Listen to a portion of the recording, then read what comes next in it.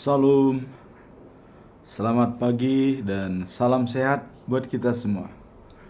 Khotbah pada hari ini di hari kedua Pentakosta, kedatangan Roh Kudus, di hari yang ke-160 tanggal 9 Juni tahun 2025. Diambil dari kitab Titus, surat daripada Paulus kepada Titus, pasal yang ketiga, ayat 1 sampai dengan 8. Dengan perikop kelakuan orang Kristen.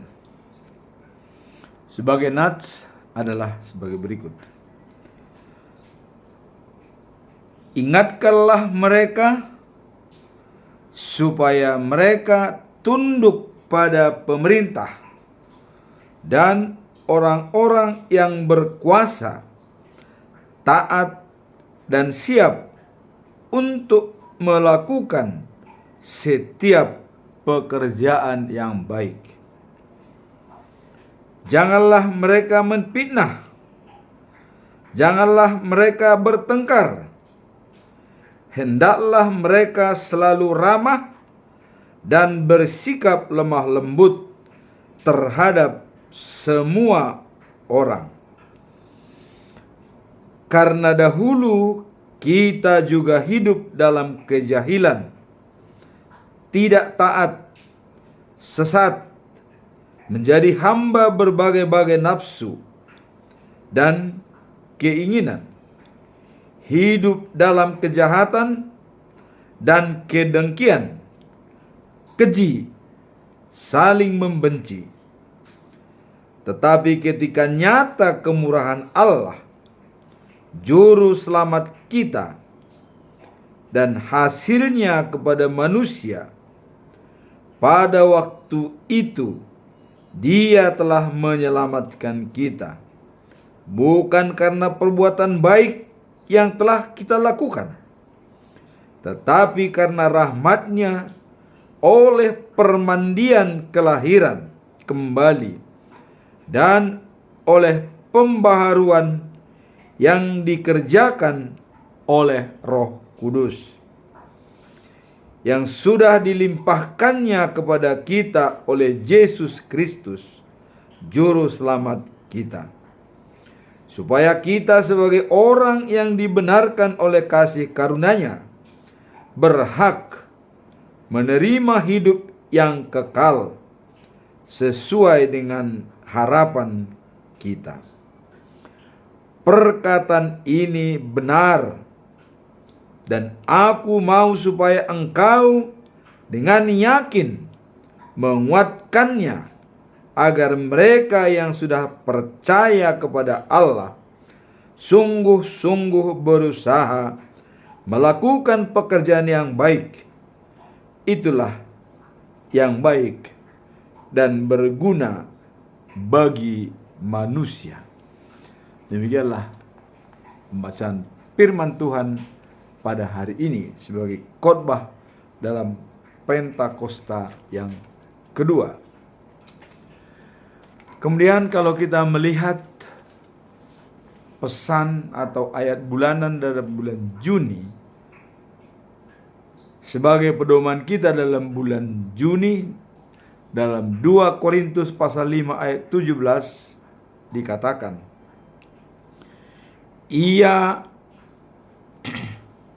jadi siapa yang ada di dalam Kristus, ia adalah ciptaan baru, yang lama sudah berlalu, sesungguhnya yang baru sudah datang. Kehidupan baru dalam Roh Kudus di bawah kekuasaan Tuhan dan kemenangan Yesus.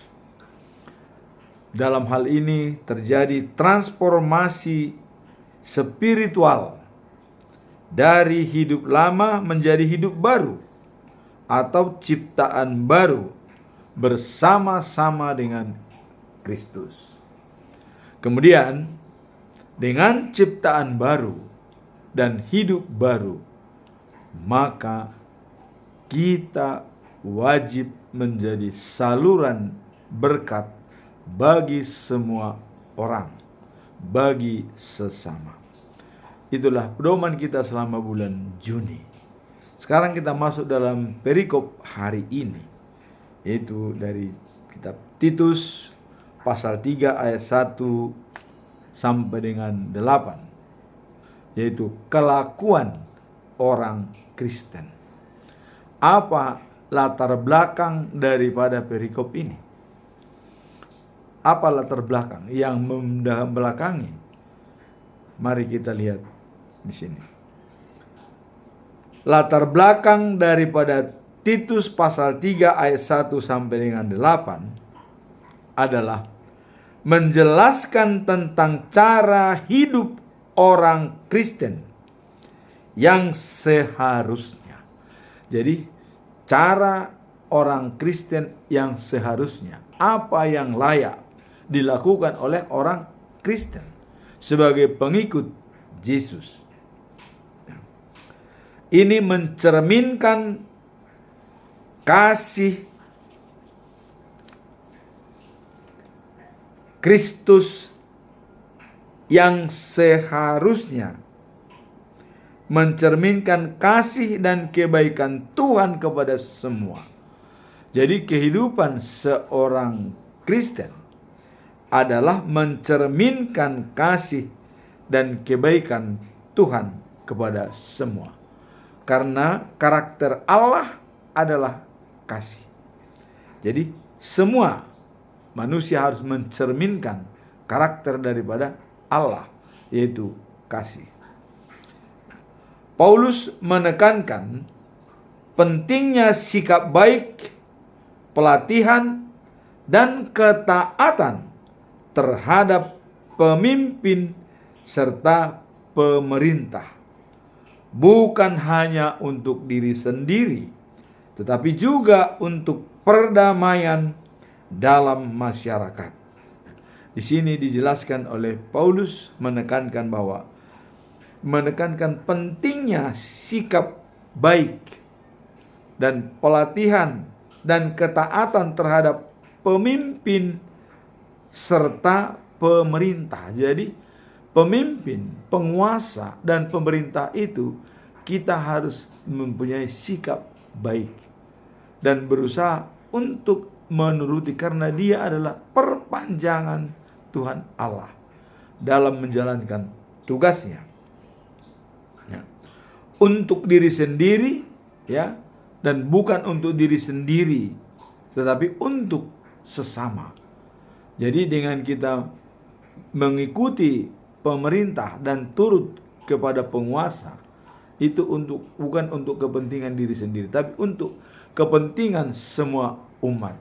Dengan adanya kebersamaan, taat dan tunduk pada pemerintah. Nah, kalau kita lihat dalam ayat 1, ini adalah mengajak supaya kita tunduk dan taat kepada pemerintah. Kemudian ayat 2, tidak berbicara jahat atau menipu, tetapi sebaliknya mewujudkan kerendahan hati dan kasihnya.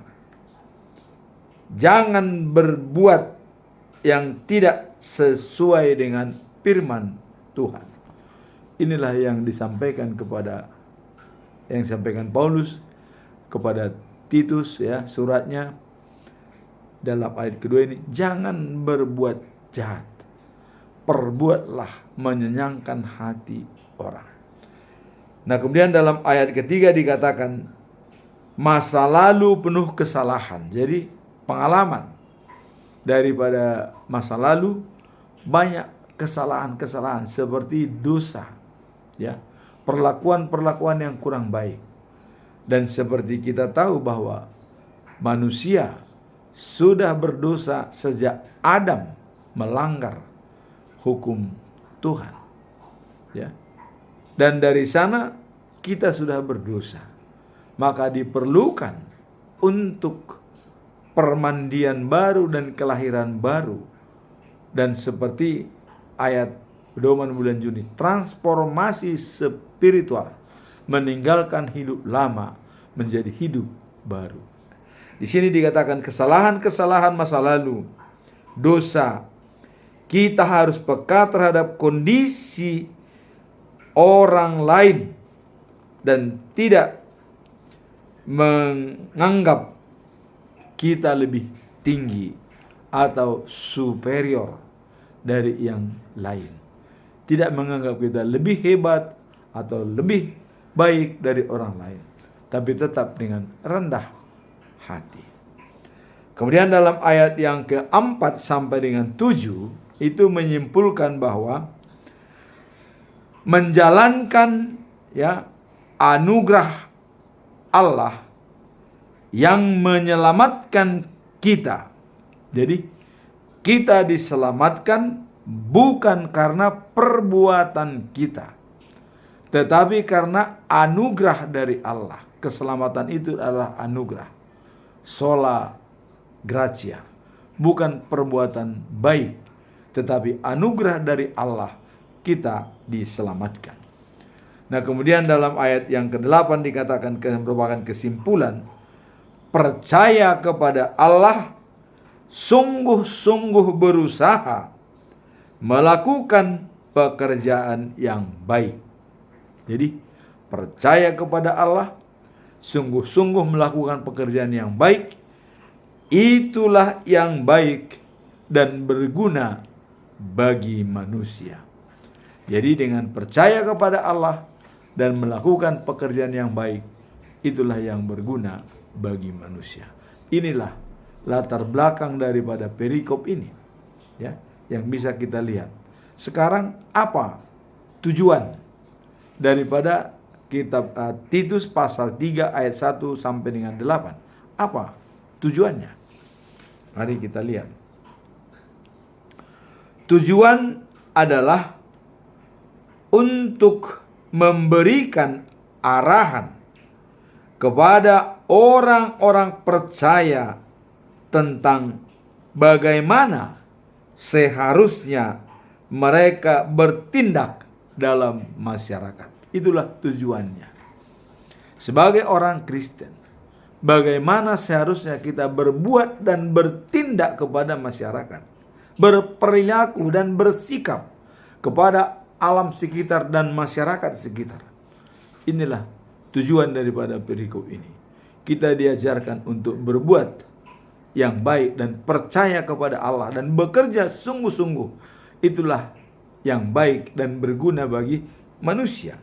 Nah, tujuannya di sini adalah Paulus mengingatkan bahwa sebagai pengikut Kristus, mereka harus hidup dengan baik dan memberi teladan melalui perilaku yang baik, termasuk ketaatan pada pemerintah dan penguasa.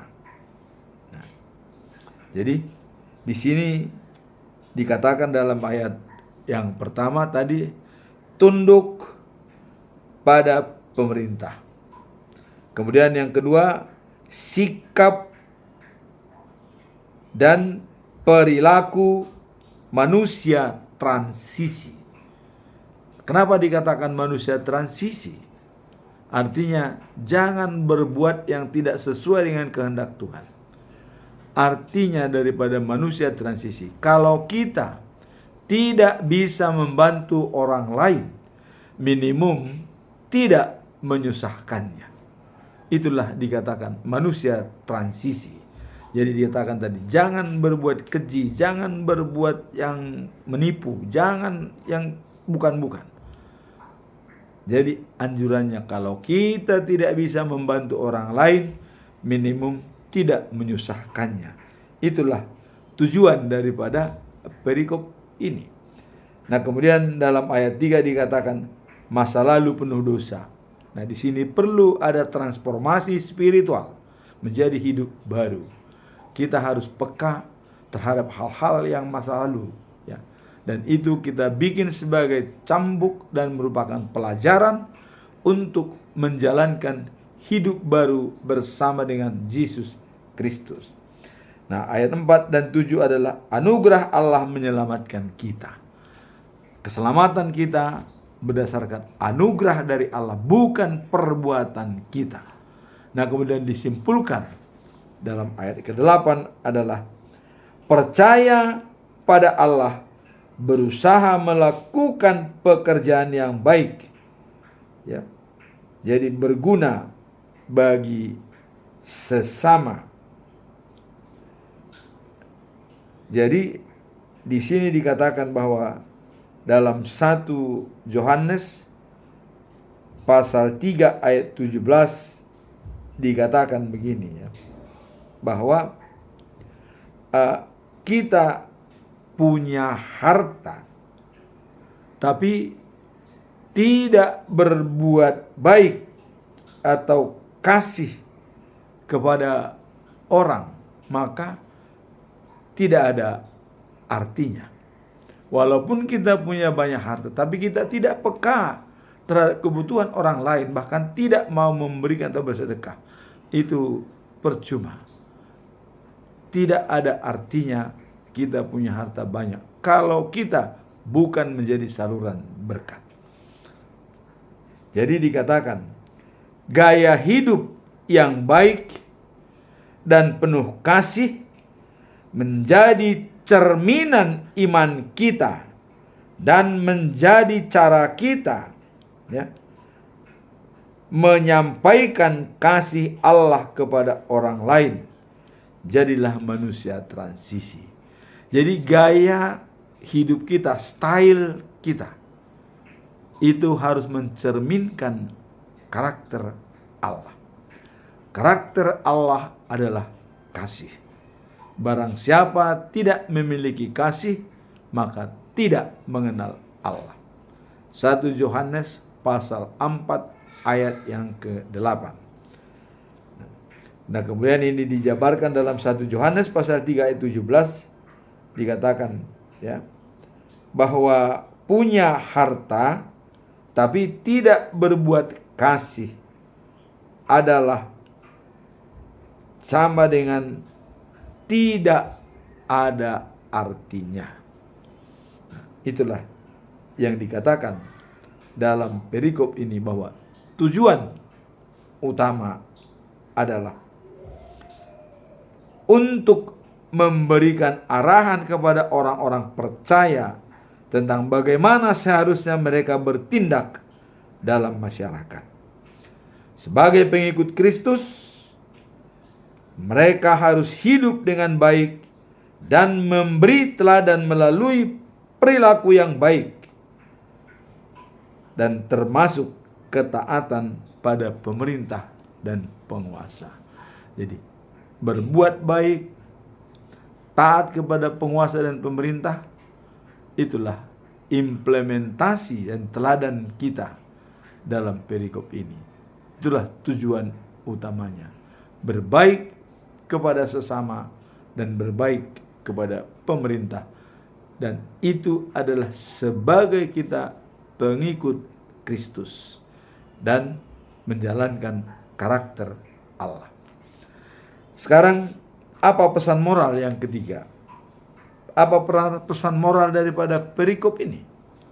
Ya, pesan moralnya adalah pentingnya kehidupan yang baik, ya, ketaatan pada penguasa, serta sikap rendah hati terhadap sesama, dan jadilah manusia transisi.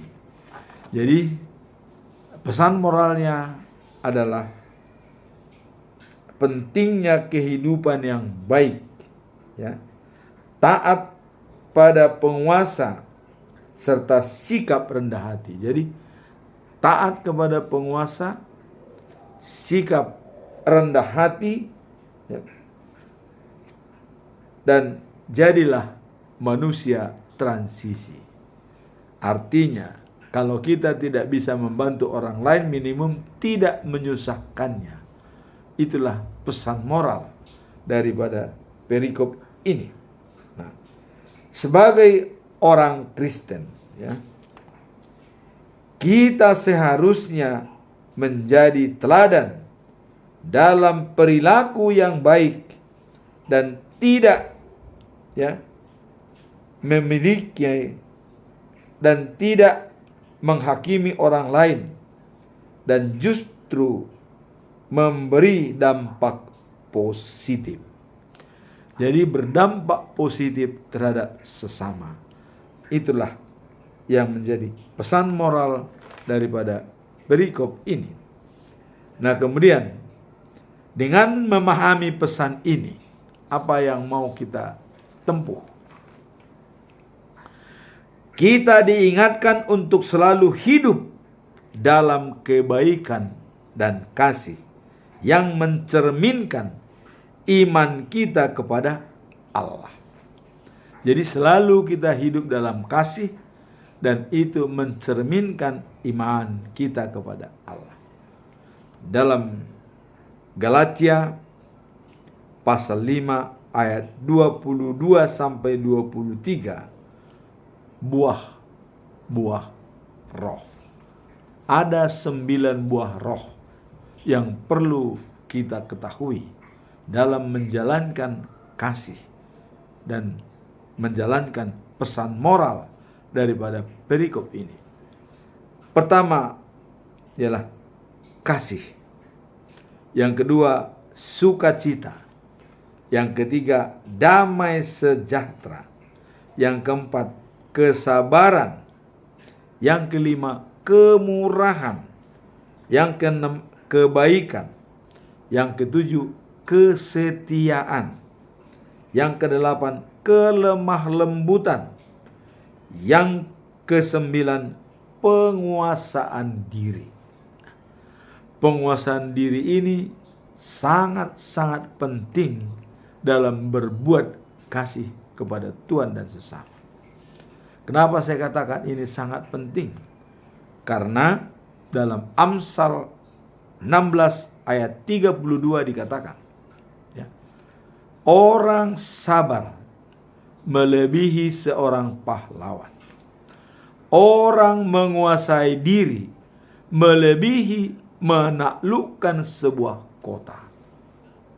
Bukan main hebatnya, Orang sabar saja sudah melebihi seorang pahlawan. Jadi ada pahlawan revolusi, pahlawan nasional, pahlawan ini segala macam. Kita bisa melebihi mereka apabila kita sabar. Nah, kemudian peperangan menaklukkan sebuah kota, bom dengan meriam segala macam. Ada perwira-perwira menaklukkan sebuah.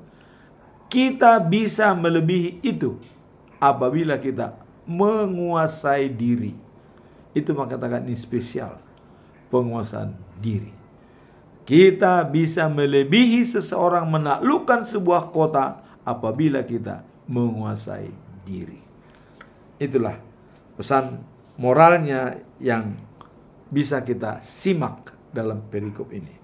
Kemudian ada lagi pesan moralnya dalam Galatia 6 ayat 9 dikatakan, jangan jemu-jemu berbuat baik, karena pada saatnya kita akan menuai apabila kita tidak lemah. Jadi kebaikan kita itu akan dibalas oleh Allah apabila kita tidak lemah. Artinya iman kita tetap kuat, bersandar kepada Tuhan. Maka semua perbuatan baik kita akan terjaga dengan baik dengan adanya Roh Kudus yang membantu kita. Seperti hari ini kedatangan Roh Kudus yang kedua. Jadi Roh Kudus sangat berperan dalam menjaga perilaku dan sikap kita setiap hari. Maka dikatakan oleh orang bijak, yang paling sulit dalam hidup ini adalah mendengarkan relung-relung sunyi dalam hidup ini. Apa relung-relung sunyi itu? Itulah kata hati dan kata Roh Kudus di dalam diri kita. Mari kita merenung untuk mendengarkan relung-relung sunyi dalam hati kita. Nah, kemudian apa implementasi daripada perikop ini? penerapannya dapat terlihat dalam kehidupan sehari-hari, terutama dalam sikap dan perilaku kita sebagai pengikut Kristus. Jadi ini bisa tergambar dalam kehidupan dan perilaku kita sehari-hari dan implementasi daripada ayat tersebut, ya. Apa implementasi dalam kehidupan sehari-hari? Di sini ada yang namanya tabur tuai. Apa itu tabur tuai? Dalam Injil Matius pasal 7 ayat 12 dikatakan, apa yang hendak kau inginkan diperbuat oleh orang lain kepadamu, perbuatlah seperti itu. Itulah tabur tuai. Kita tanam jagung, jagung akan kita petik.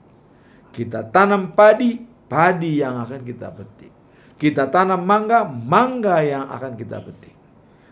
Bukan kita tanam padi, tapi kita petik mangga. Atau kita tanam mangga, kita petik jambu. Tidak. Tabur tuai. Apa yang hendak engkau inginkan diperbuat oleh orang lain kepadamu, perbuatlah seperti itu. Kalau kau mau berbuat jahat, pasti akan dijahati oleh orang lain. Kalau kau berbuat baik, pasti akan kebaikan yang kita terima. Itulah dikatakan pemusatan dari seluruh kitab para nabi dan hukum Tuhan.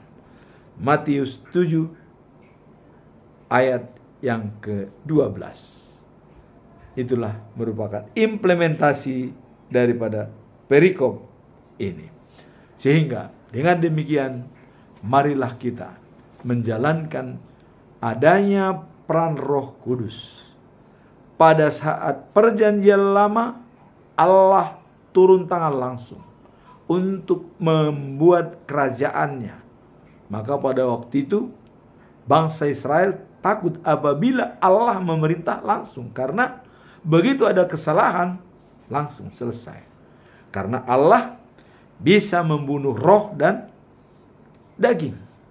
Maka bangsa Israel takut, minta raja kepada Samuel. Samuel, tolong kami minta raja supaya jangan lagi Allah memerintah langsung. Akhirnya diberikan. Nah, kemudian dalam perjalanan spiritual, Allah melihat manusia ini sudah berbuat yang bukan-bukan.